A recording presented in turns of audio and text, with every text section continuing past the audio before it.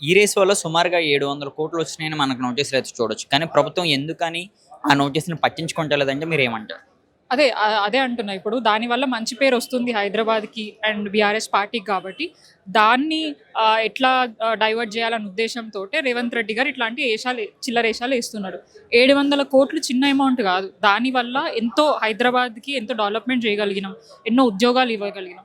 ఒక్క విషయము రేవంత్ రెడ్డి గారు చెప్పాలా. మొన్న మిస్ వరల్డ్ కాంపిటీషన్స్ ఇంటర్నేషనల్ ఎన్నో దేశాల నుంచి ఇక్కడికి తీసుకొచ్చినా అన్నారు కదా.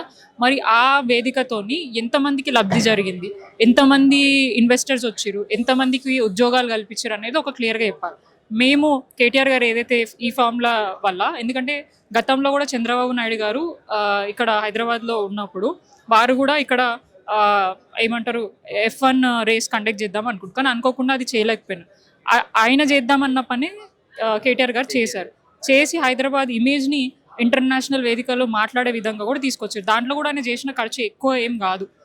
స్పాన్సర్స్ ఎవరైతే ఇస్తా అన్నారో వాళ్ళు ముందు రాలేక టైం షార్టేజ్ ఉండడం వల్ల అది ఎక్కడ చేజారిపోతాయన్న ఉద్దేశంతో ఆయనకున్న శాఖ హెచ్ఎండిఏతోని ఆయనకున్న పరిధి మేరకు ఆ ఫండ్స్ రిలీజ్ చేసి తర్వాత దాన్ని స్పాన్సర్స్ దగ్గర నుంచి అయినా ఎక్కడి నుంచి అయినా అడ్జస్ట్ చేద్దామని చెప్పేసి కేటీఆర్ గారు అనుకున్నారు తప్ప ఎక్కడ కూడా ఆ పైసలతోని వారు లబ్ధి పొందింది లేదు.